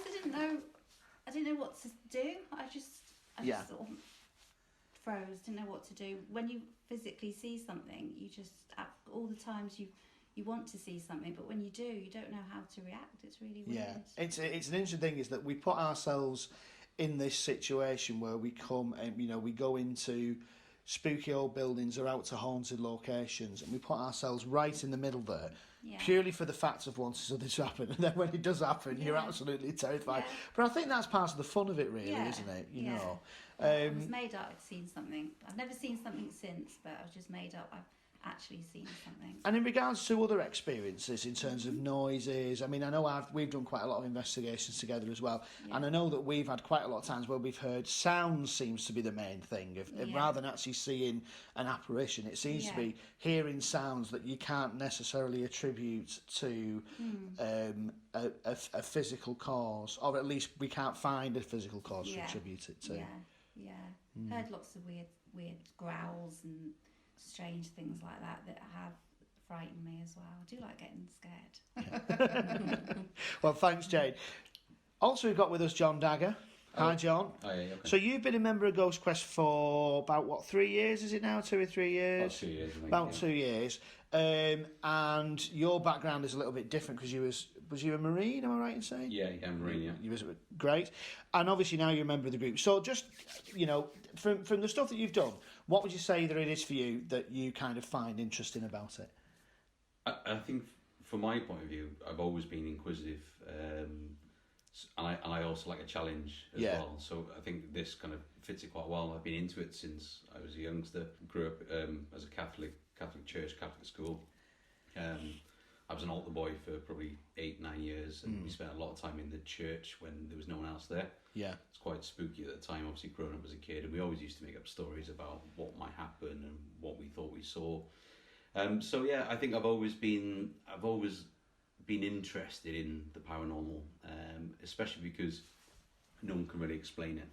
So it's still open to interpretation. So for me, it's nice to come to something like this where I can kind of almost investigate myself in my own head. I'm quite open-minded, so I try not to jump to conclusions when I hear something or potentially see or feel something. But the more I do this, there have been a few times where I felt something like touch my arm, or I've seen things that I can't quite explain. So my first thing to do is to find a logical explanation for it, and sometimes we can almost debunk that. But there are other times where there's no logical kind of sense to what's just happened. So yeah, it gets me and it keeps me intrigued. Okay, well, thanks, John. We'll come back to you in a little while. Of course, we've now got Jamie Williams and Marie Spriggs as well. So, Jamie and Marie, obviously you know Jamie because he presents the show. And Marie is Jamie's partner. Now, they've been a member of GhostQuest since the very beginning, haven't you, folks? We have. And you was also a member with Jane of another group before then. So, Jamie, tell me how GhostQuest came about. It was actually after the other group had finished. We were sitting around, we didn't know what to do because we were enjoying going on the ghost hunts. And I got together with Marie and I said, Marie, look, why don't we do a ghost? Why don't we start another group up? Yeah. You know, we've got the other members there. Let's speak to them. We had Mike and Donna, and we met up, and Hazel and at the time, wasn't it? Yeah. And I said, look, you know, that group's gone now. Let's start our own group. So we learned how to, you know, we went with a couple of other groups, got the idea of what we're doing, and then we just sat there and said, right, let's do it. And we put the group together, and we started putting it together around January-ish way, and then we actually started doing stuff around June, July.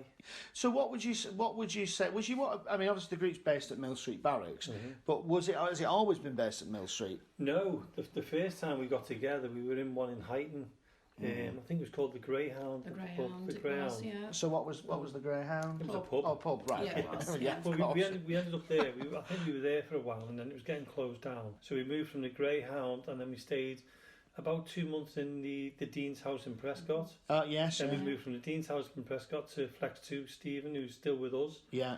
And we stayed there I think we were about there 2 years. Couple of years. Yeah. And sadly that was, there, and then that was getting closed down, wasn't it? Sadly that was going, and that was a fantastic place to go to. And was it haunted as well? Yeah. Yeah. Was it? And we moved from there to Mill Street Barracks, and we've been in Mill Street Barracks now 7 years. Great, okay. So thinking about, obviously, locations then, it's a good thing to touch on. What would you say, if you had to pick a great location, and I know that we always laugh about this, don't we, because everyone goes, oh, Mill Street Barracks, but if you had to think of a location, Marie, what would you say is one of the most interesting places you've been to? Not just for paranormal, for something that is a genuinely interesting place. Galleries of Justice. In Nottingham? Yes. Yeah. Not only for the way it is, the history that surrounds it, the architect, everything, but it was the first place I seen an apparition there. And what was it that you saw? A girl.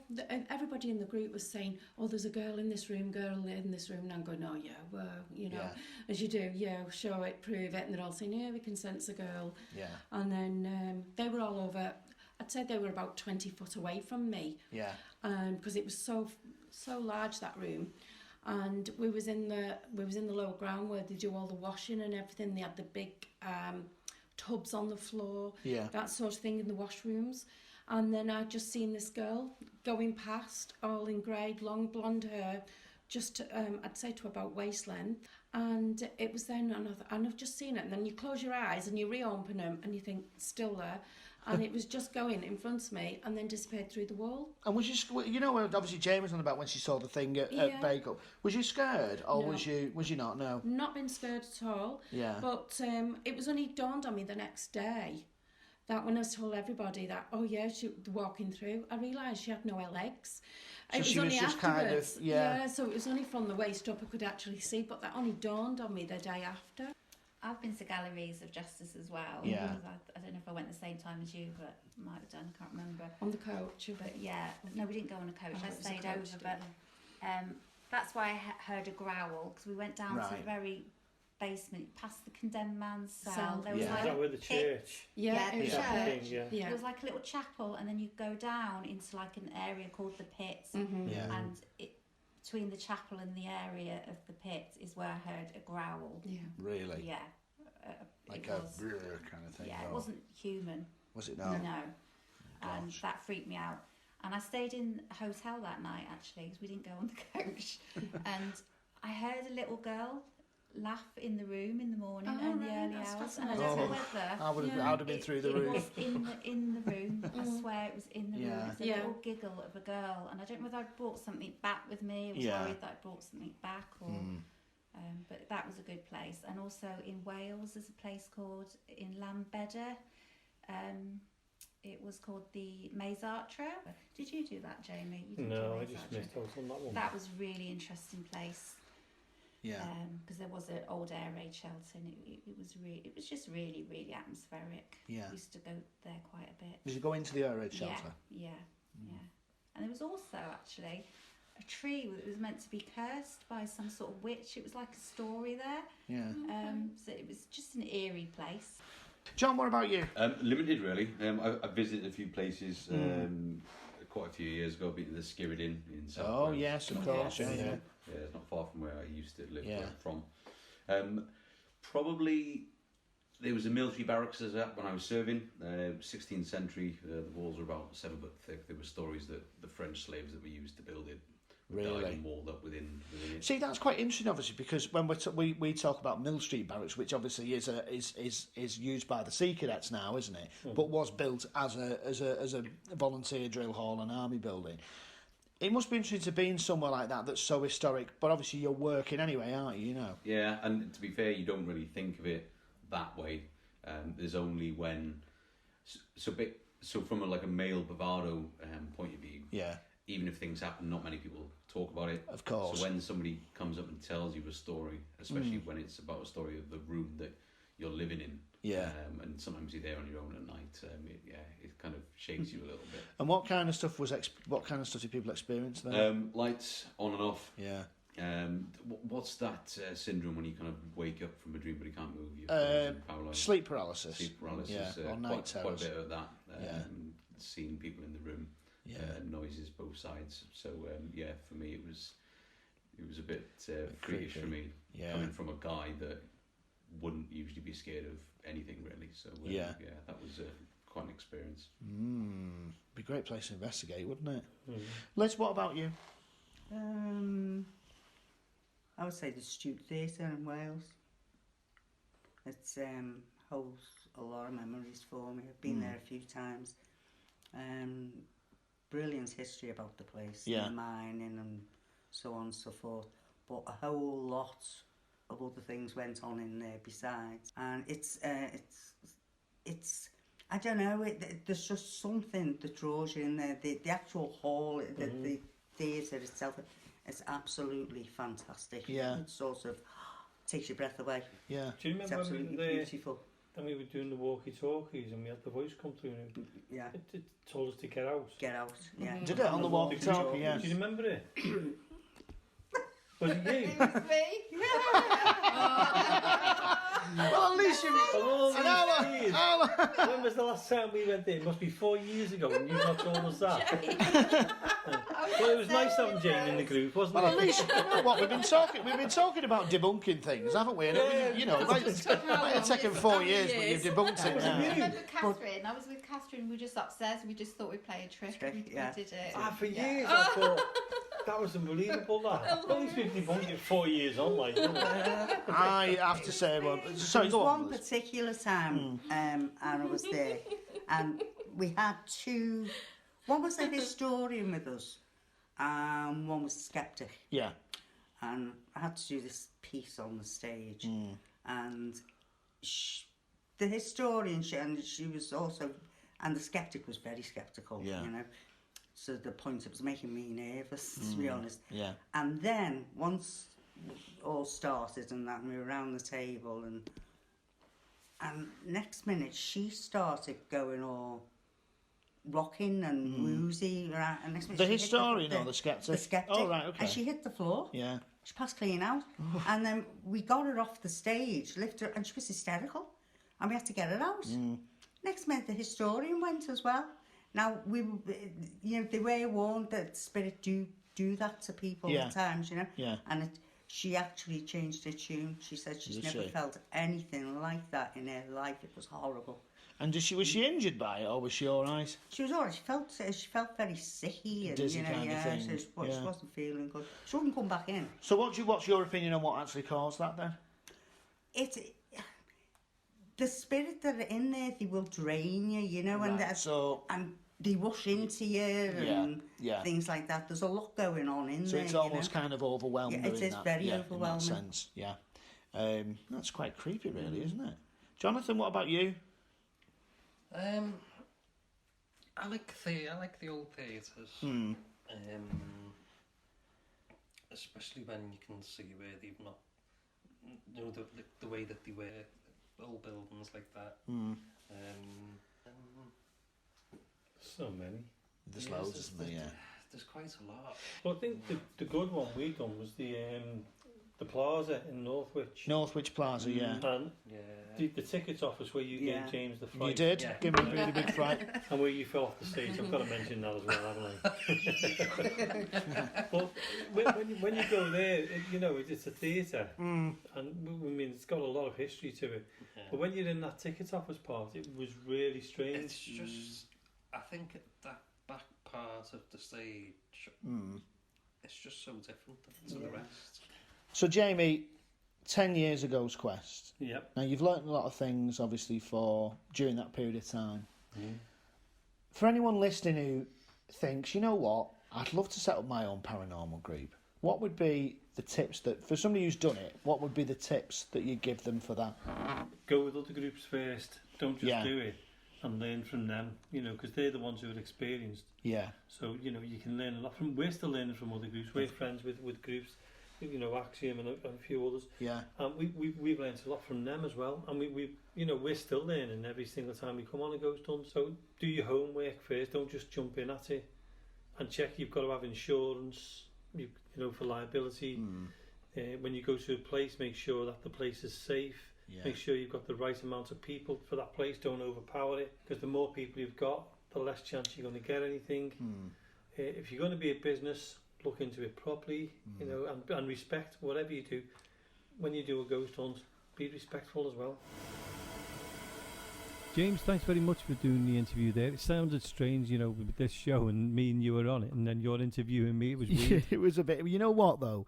It was fascinating, and it was great to do that interview, and just kind of get your experiences and what I love about the group, I'm sure you feel the same, is that there's so many different people with different interests and different backgrounds are involved in it, and everyone has their own perspective and their own experiences. And they've all come from different times, whereas there was members of our team there who were back when we first started, and then there was the what we call the newbies, and they all had their own experiences to have with the group. So you mentioned actually in the interview that you used to be based at Flex 2, which was the club on near the Transport Music. Street, Street, So what kind of paranormal activity had you experienced in there? There was a few. There was one time we were in there and we decided, as you know, I'm into the theatre stuff and that. And a couple of my theatre friends said, any chance of doing a ghost hunt, Jamie? So we arranged it with Stephen, who owned it at the time. And he said, yeah, come down. But we had to do it in secret, because obviously these people were known. And when we went down there, we didn't expect anything to happen. We thought we were just going to enjoy ourselves, give them an experience in the ghost hunt and that. And there was two significant ones. And one was when we were in like a little office, a little tiny office it was. And there was only 4 of us in there. And we had the camera on. And there was Bernie Foley and Suzanne Collins. And we were in there with them, and we were talking to them and that, and we were filming them, and they were calling out and everything. And this white light, I'm not going to say it was an orb or anything, it was like a white light. As they felt cold and felt there was something behind them, this white light came up between them and then disappeared into the back. And you all saw it? And we all saw it. Well, we saw it on camera. We didn't see it at the time because we were just filming it, just for prosperity, really. And we could see it, and it was great, to see that. But the other one was the same night. We were in the main area where the stage was and where all the entertainment is, and that was. And we were standing near the bar, and we were calling out and everything else. And above us was a light. Now, I can't remember who was in the circle of us, and we were just, calling out and basically talking between us. Yeah. The next minute, this light went boom, and popped. Did it? And there was all these like speckles, like tinsel. It looked like tinsel coming down and speckles coming all the way to the floor. And it made us jump and everything. We turned the light on. The light was fine, and there was nothing on the floor at all. That's very strange, isn't it? Yeah. So what did the building used to be before it was? Was it the kind of bus drivers club it was or part something? of the. I think it was the bus drivers club there, wasn't it? Before Steve took it over. Yeah. Yeah, because I know that that's joined onto the transport St Helens, the Northwest Museum of Road Transport, isn't it? That's right. And apparently, I've not investigated it, but apparently that is supposed to be very haunted, isn't it? Yeah, a number of paranormal groups have been in there. I've not been in there yet, but I know a couple of members of ours have been in there, and they've said it's great, but we haven't had a chance to actually get in there yet. That's one for the future. No, absolutely. And kind of thinking about haunted location stuff and the places that you've been with Ghost Quest over the years. In terms of the immediate area, kind of Merseyside, not including Mill Street, obviously, because we're based there. So where would you say would be your other location go to? Oh, it's got to be Newsham Park, hasn't it? The size of that building is phenomenal. Yeah. So that's one place, and I have been in Newsham.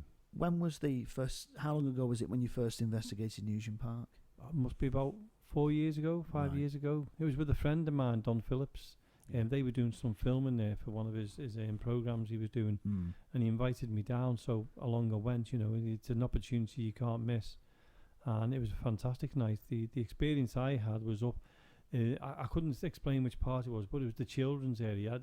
There's a corridor with little doors, where what we were told allegedly the children were put into these rooms if they were naughty or misbehaved, and that was the punishment. But just before you go into there's like a huge. It looked like a sports hall. That's the only way I can explain it. Yeah. And Don and Nat had gone forward. They'd gone ahead of me, and I was walking through on my own. Where you just observing things and that. And I heard a little voice, and the little voice went, "I want my mum." But it was like a child's voice, and I went, "Oh, come on, Don, don't start doing things like that," because I was, they were ahead of me, and I was way behind them. And I thought, and he said, "Jamie, it wasn't us." And so, come on, I said, "Just because I'm on my own, you're doing this." And he went, "Seriously, Jamie, it wasn't us." Now I know Don. If Don says it wasn't him, and the team he was with, there was no way it was them, and that was a clear child's voice saying, "I want me mum." That's strange, isn't it? It was, and it's a lovely experience to have. It's a sad experience because you're thinking. Is this little kid tormented? Is he looking for his mum? Is he wanting his bum? Is he in that? Was it just, where we say, is it just a recorder of what I've just heard, or was it a genuine? Was he trying to interact with me? And so I've still got that playing in my mind occasionally, and it's one of those places that you could go back to a number of times. And what about other kind of locations that you've been to around this area? Well, we did one. It's a secret location that only us have done. Yeah. And the only thing I can say is we went to the condemned man's cell. Right. And it was unbelievable. It was fantastic to sit in that cell where many people have been. Yeah. And, there's a lot of energy in there. And it was just like, it was one of those weird experiences. And we got told the stories of the building. We got told about where they would walk, where would they go, when the body came back, what would happen to the body, etc., etc. And it was just... I'd love to go back there. I would love to take the team back there again. We only ever did it once. We're the only group who ever did that place as well. And the fellow who owned it at the time was amazed at what we found. Wow. And was it a very old building as well? Well, it obviously wasn't. Well, it goes back to the early back to the early 1800s. Yeah. And obviously we did the Citadel, just before it closed in St Helens, which was fantastic, and we spent a full night there and got some really good activity. We did, and me and you have done it twice, because we did it when, I think it was about 2006 we did it. Years ago, wasn't it? Yeah. Yeah, and we were the last group ever to go in there in last year, in 2019, and it was a wonderful night. It was, it was sad. There was a lot of emotions in there, that this place was full of energy, full of people, full of entertainment. Life was in there, everything was in there. And it was going. Yeah.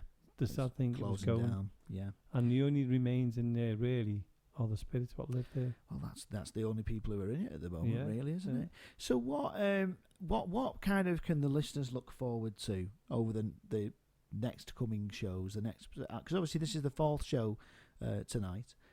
So what kind of ideas have you got for coming up?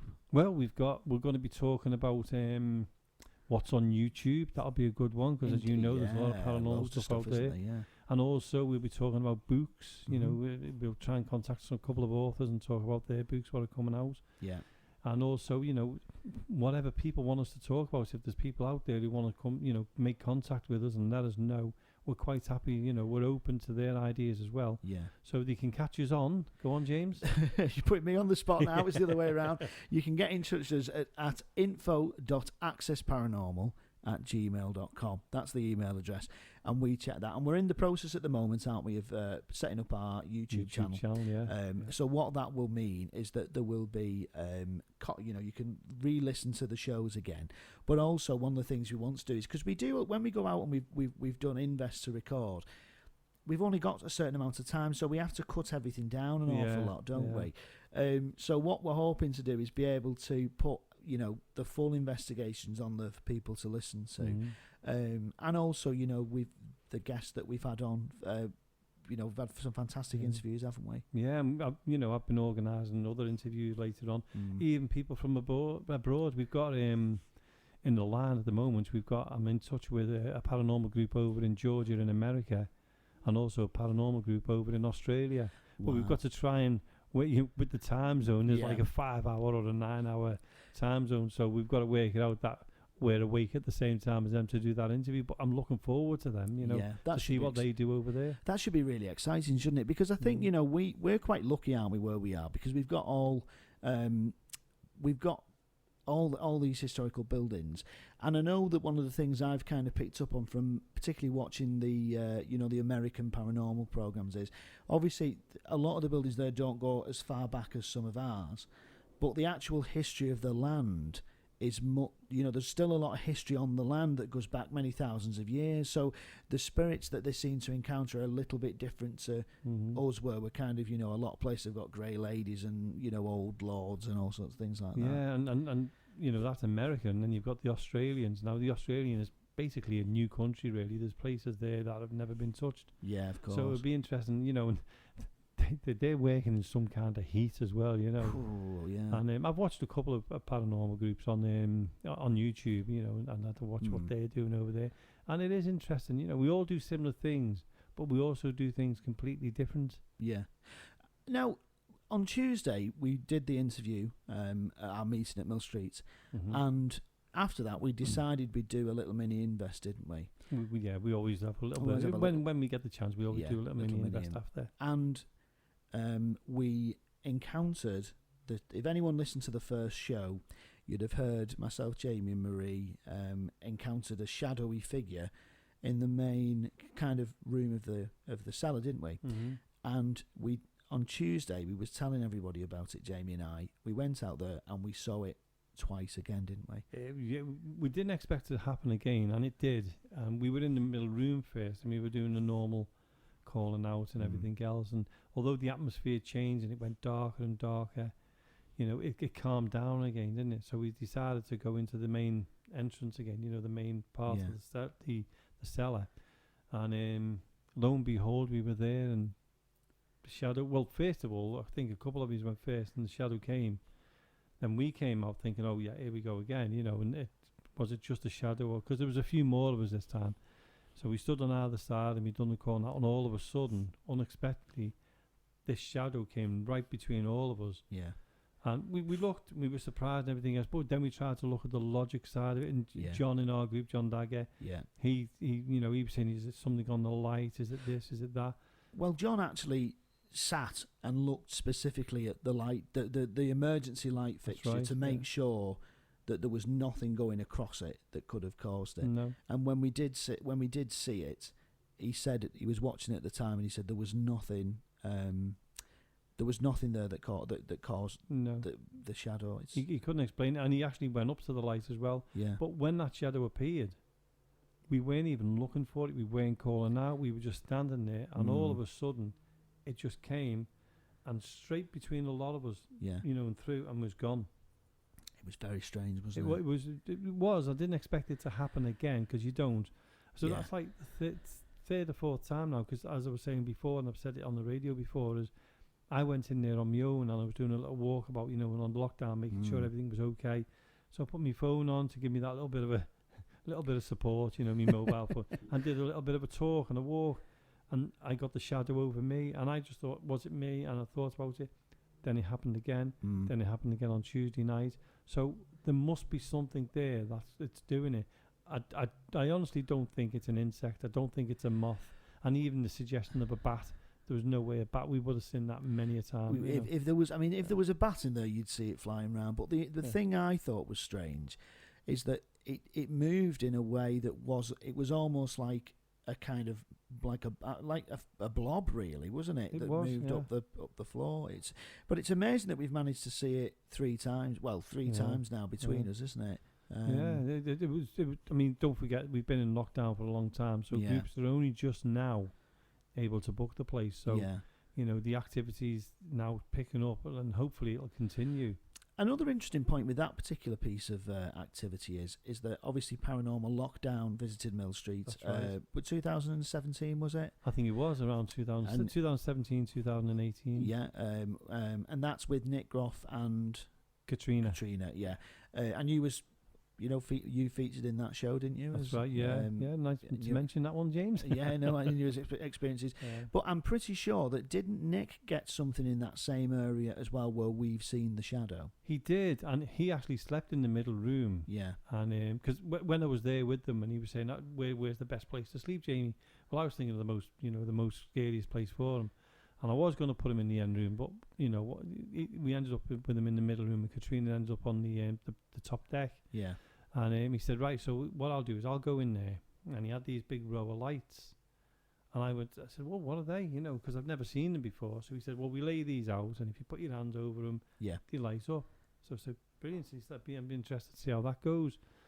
So, you know, after my interview, and I've been there for quite a while with them, obviously I needed to go home, and they did actually stay the 72 hours. When they say on the TV, they say 72 hours, they did literally stay in the building 72 hours.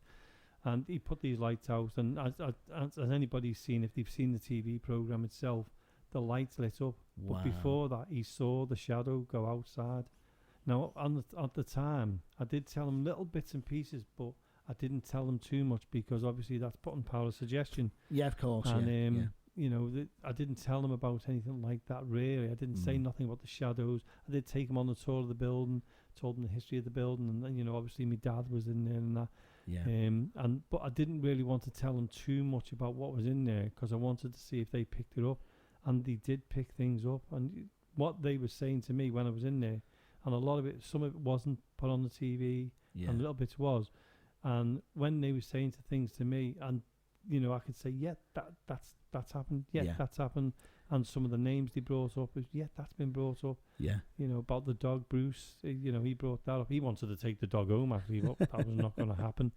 You know, they actually loved being there. They really enjoyed it. And it was a great show, wasn't it? I mean, I watched it and I really enjoyed watched it. And also a chair moved as well on it. It did, and in the main hall there. Yeah. And I did tell them about, you know, I said things happen in the main hall. Yeah. So they did put triggered objects out there. And I think he said to me, I can't remember, he thought he heard walking across the main hall when they were in the cellar. And he said, but I wasn't sure. He said, because obviously Katrina might have been putting the bed up. So he said, we couldn't really, and I asked Katrina, and he said, we couldn't define when we heard the walking and when she was up there, you know. So it was like one of those, did we hear it, didn't we hear it? But they said they had a lot more than what could be on the programme, because obviously the programme's got to be, it's only you know, you're talking 72 hours into 1 hour. Yeah. It's you've only got so much time, haven't you? But I do think that, you know, we seem to get an awful lot of kind of auditory stuff, don't we? You know, sounds and and knocks and stuff like that. I seem to remember the last time we was at Northwich Plaza, and we was up on the balcony, and we could hear tapping. Do you remember? It was quite clear, wasn't it? Yeah, but we actually debunked that. We didn't did. Yes, we did. You're right. It was heavy raining, wasn't it? And it was dripping onto the chairs. Yeah. But everybody thought, you know, we were calling out, and we were getting the tap, and we were going, this is great. But then we debunked it. We went, hold on a minute. Yeah, that happens in that place. Let's go over. we went over and we just seen the raindrop hitting the chairs. Yeah, it was, wasn't it? Yeah, it was just tapping through. And it's surprising how when the weather changes, it can make all these environmental sounds. In fact, do you remember one night we was doing one? I'm mentioning Mill Street again, but we was doing one there, and it was windy, and it was very windy, and the door was blowing. It was making like it sounded like a whistle. That's right. Yeah, the big doors, and you could hear. I mean, we actually thought it was someone whistling. And it was just the force of the wind, wasn't it? Yeah, again, we went up to the door because we could hear where it was coming from. Yeah. And then that's where we cottoned on to what it was. It was just a little tiny gap in the door. It was a gale force wind, and it was just causing that little bit of a whistle. But it's key, isn't it, to just be objective with everything? Of course, we've debunked so much, and we're not disappointed with the debunking. No. I mean, I could have throttled Jane that night when we were talking about the time when we were in the Stute Theatre. Yeah. And I turned around and I said to you about the walkie-talkie. I was like, that was 4 or 5 years ago. And then Jane went, that was me. But again, it was good because she owned up to it and it was debunked and brilliant. It debunked it for me as well. Yeah. But these things happen. I remember the time when Donna and Mike, we were down in the Ancient Ram Inn and he rang me up afterwards. Now I used to keep records of everything. Yeah. And she said to me, who was in that room at that time? It was called the Bishop's Room, James. Yeah, the Bishop's Room. And when we were in there, we were having a bit of a laugh and a joke, and Marie was in there and she laughed. But obviously Mike and Donna were in another part of the building. Yeah. And obviously they were recording and they picked up Marie's laugh. But when they told me, the first thing I'd done was got me book house. Yeah. Because I used to know exactly who was in what room, what time, everything else. And I went, I know what that was, Donna. What it was is we were cracking jokes because it was quiet, so we were just having a talk in the silence, and I said something, or someone said something, and Marie burst out laughing, and she went, ha! And that's what they picked up. And the sound had travelled through. Yeah, but because we had the record of who was in that room, and she told me what time it was, because what I can say about Donna and Mike is the brilliance of keeping records themselves. And the time they were in that room and the time we were in that room, we could narrow it down to exactly what it was. Well, yet again, time has caught up with us. It certainly has, and we've had a great night tonight. Yeah, and absolutely. The interviews we've done over the last week or so has been fantastic. Yeah, and so big thanks from us to Stephen Holmes, Dragonfly Paranormal, Stephen Thomas, Yoga Steve, and also everyone who came to speak to us from Ghost Quest. It's been lovely speaking to you this evening, folks. Take care. And good night. See you next week.